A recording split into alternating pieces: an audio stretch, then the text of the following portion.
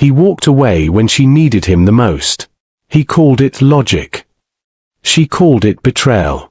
And that decision would cost him far more than he ever imagined. The rain fell softly over Dallas, Texas, as Marcus Bennett paced the living room of their modern home. His voice was sharp, his tone impatient. "This is exactly what I warned you about, Lena," he snapped. His wife, Lena Bennett, stood by the dining table, staring at a stack of unpaid invoices. She was 31, medium height, calm-eyed, and exhausted. Her small tech startup had just lost a major client. Her dream was shaking. Her husband's support was gone. "I didn't fail on purpose," she said quietly. "This is temporary." Marcus scoffed. "Temporary?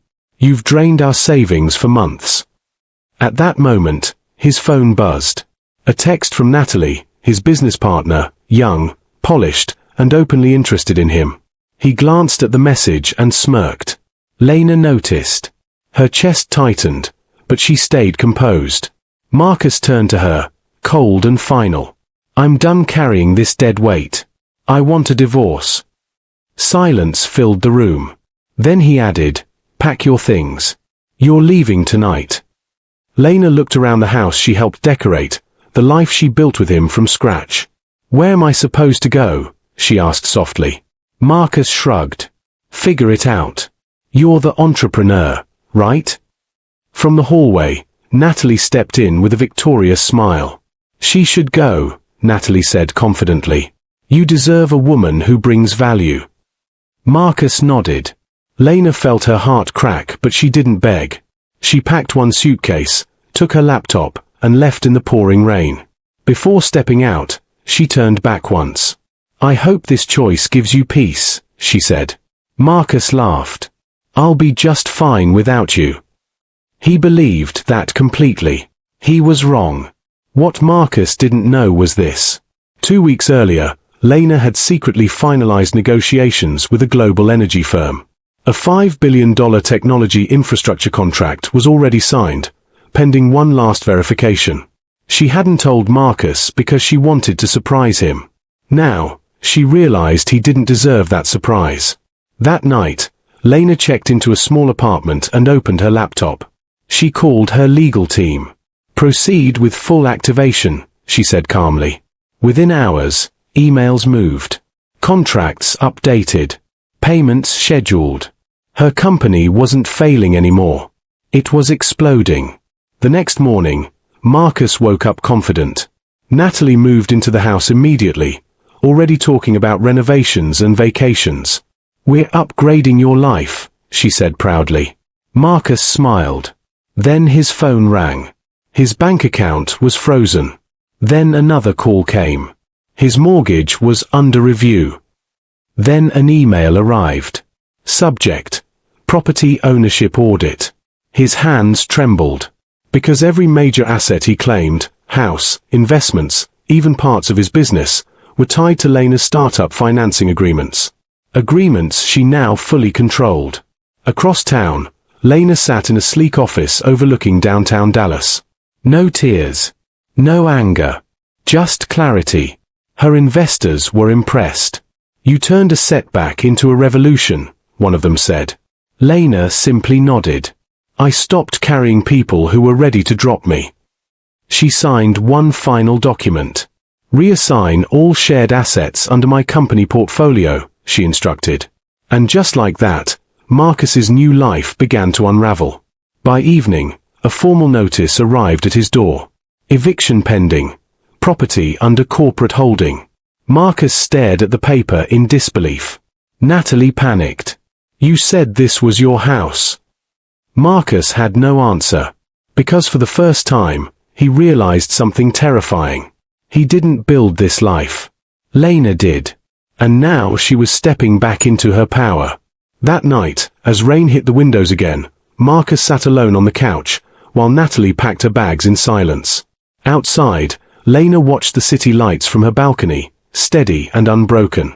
She wasn't seeking revenge. She was simply choosing herself.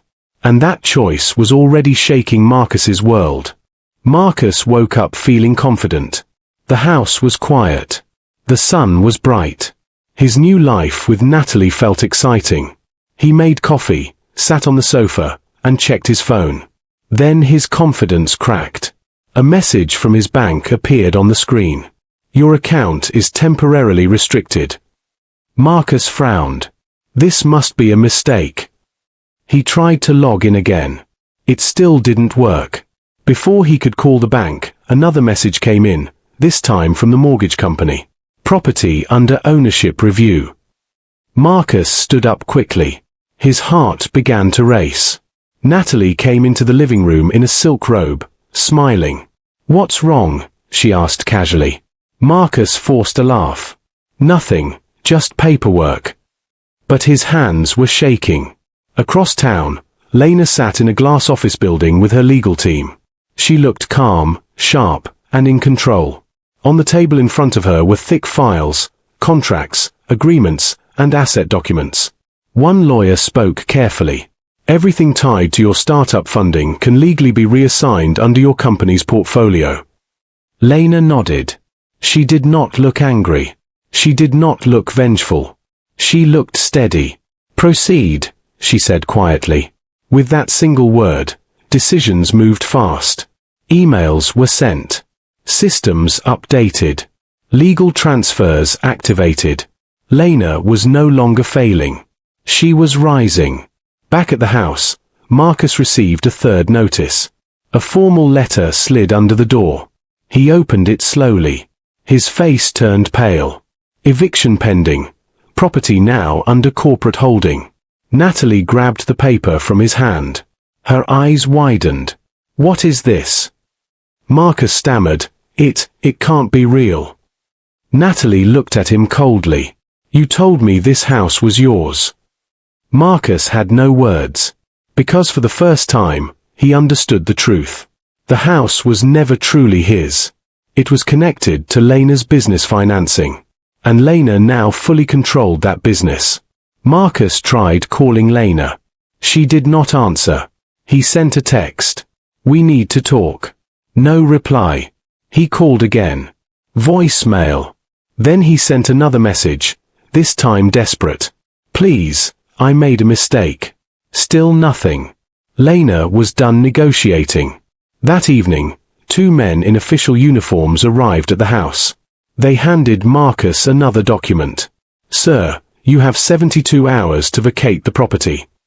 Natalie's confidence vanished instantly. Her voice trembled. This wasn't the plan. Marcus sat down slowly, staring at the floor. He remembered how he spoke to Lena the night he kicked her out. How cold he was. How certain he felt. Now, he felt small. Later that night, Natalie began packing. Marcus watched her in silence. She stopped suddenly and turned to him. I didn't sign up for poverty, she said flatly. I need a man who is secure. She zipped her suitcase and walked out. The door slammed. Marcus was alone. Just like Lena had been that rainy night. Meanwhile, Lena stood on her apartment balcony overlooking the city lights.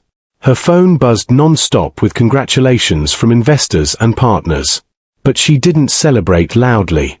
She simply breathed deeply and whispered, I survived. She wasn't trying to destroy Marcus. She had simply stopped carrying him. And the moment she stepped back, his world collapsed. 3 days passed. Marcus barely slept. He barely ate. He barely spoke. The house felt empty, not just because Natalie left, but because reality had arrived. Every sound scared him. Every knock made his heart jump. Every phone buzz made his hands shake. On the fourth morning, a final official letter came. Eviction confirmed. Property must be vacated within 48 hours. Marcus sat on the edge of the bed and stared at the floor. For the first time, he truly understood. He was losing everything. Not because Lena attacked him, but because he abandoned her.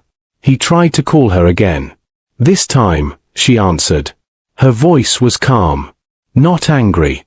Not cruel. Just quiet. Why are you calling? Lena asked. Marcus swallowed hard. I messed up. There was a pause. I know, Lena replied gently. He took a shaky breath. Can we talk? Just once. Lena stayed silent for a few seconds. Then she said, we can talk. But not about going back. Marcus felt his chest tighten. They agreed to meet at a small cafe in downtown Dallas. When Marcus arrived, Lena was already there. She looked different. Not sad. Not broken. Just steady. She wore a simple blazer, her hair neat, her face calm. Marcus sat across from her. His shoulders slumped. His eyes tired. I never knew your business would succeed, he said quietly. Lena looked at him carefully. That's not the real problem, she said. You didn't leave because the business failed. You left because you didn't respect me. Marcus stared at the table. She continued softly, if you loved me, you would have stayed when things were hard. Tears filled his eyes. I'm sorry, he whispered. Lena nodded. I accept your apology. Hope flickered in his face. But she added gently, acceptance is not a reunion. Marcus felt his heart drop. That same evening, Marcus returned to the house one last time. Boxes were everywhere. His life reduced to plastic bins. Movers came in silence. No drama. No arguments. When he walked out, he turned back and looked at the door. He remembered when he told Lena to leave that same doorway. Now, he was the one leaving. And it hurt more than he imagined. Meanwhile, Lena's company made headlines. A major news channel ran a story. From near failure to $5 billion success, the rise of Lena Bennett. Investors praised her. Business leaders admired her calm leadership. But she stayed humble. In an interview, she said, success means nothing if you lose yourself. People listened. Marcus moved into a small rented room on the edge of the city. No big house. No luxury. No prestige. Just silence. At night, he replayed everything in his mind. The rain. The argument. Lena's calm face. His harsh words. He realized something painful but true. He didn't lose his home because of money. He lost it because of character. One day, Marcus saw Lena again, not in person, but on a billboard. Her company logo stood tall above the city. Underneath it were her words. Build with integrity. Lead with respect. Marcus stood there for a long time. Not angry. Not bitter. Just quiet. He finally understood the lesson. You don't abandon someone in their storm and expect sunshine in your life. Lena never looked back. Not because she hated him, but because she chose peace. She didn't destroy Marcus. She simply stopped carrying him. And that was enough. Months passed quietly. Marcus woke up every day in the same small room. Plain walls, small window, thin mattress. No luxury. No applause. No status. Just reality. At first, he was angry. Then he became silent.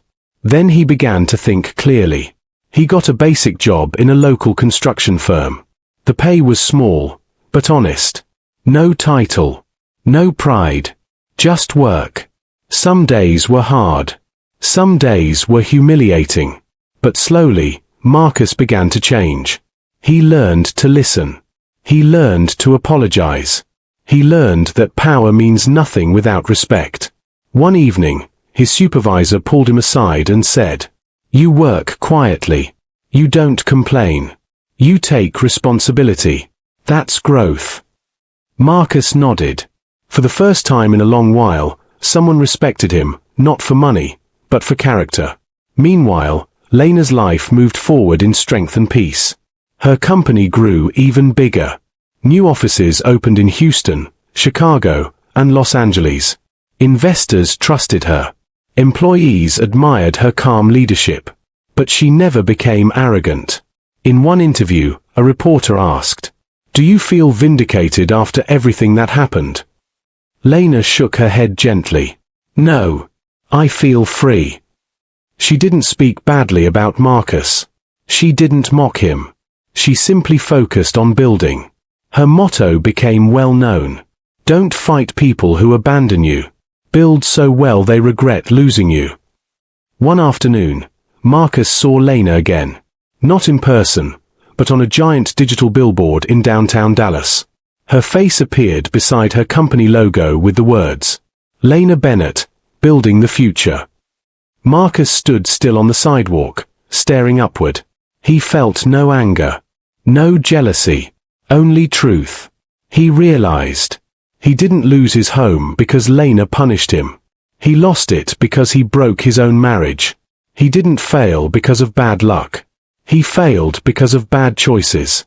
That realization hurt, but it also healed him.